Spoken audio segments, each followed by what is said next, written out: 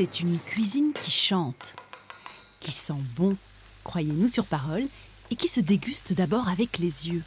Donc là, il y a un mélange de 4 tomates anciennes. Il y a quasiment une blanche, une jaune, une rouge et une noire de Crimée. Donc on va s'amuser à apporter un peu de couleur dans les assiettes des enfants, quoi.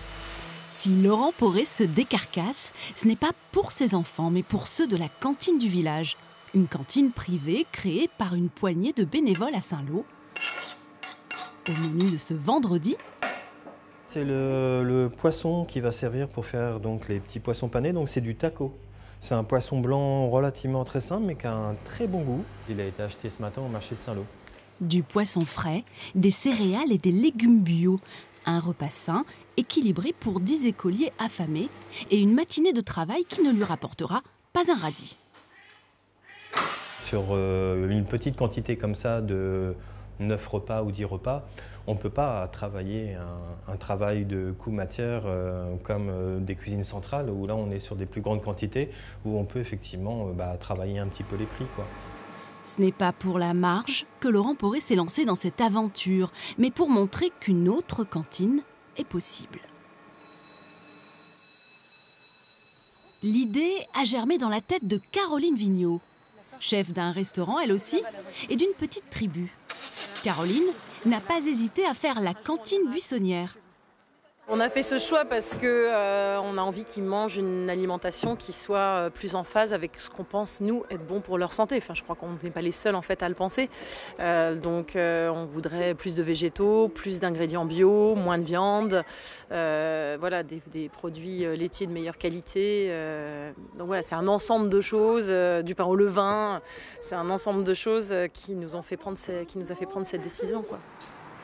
La cantine du village est ouverte et se niche tout au fond de ce restaurant. Mais avant de passer à table... On fait les présentations, je pense que tout le monde ne se connaît pas encore. Il y a Juliette, Zélie, Adrien. Pour ces 10 écoliers de la maternelle au collège, c'est une première. 10 enfants à la cantine et 2 parents ce jour-là pour assurer le service. Aujourd'hui, il y a moi et il y a mon mari aussi qui vient me rejoindre. On est tous un peu en renfort les premières fois, mais après on sera qu'un parent parce que c'est pas facile de se rendre disponible quand même le midi.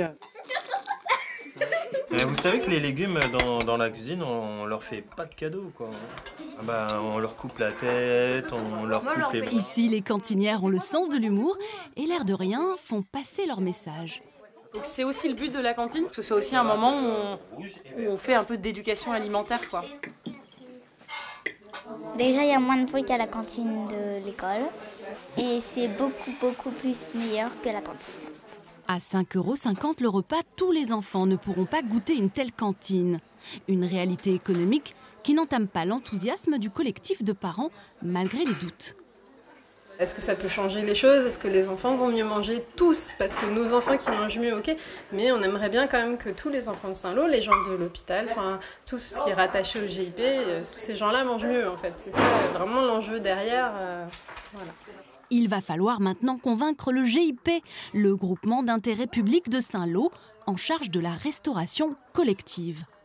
Finalement, la cantine du village n'est pas si rebelle que ça.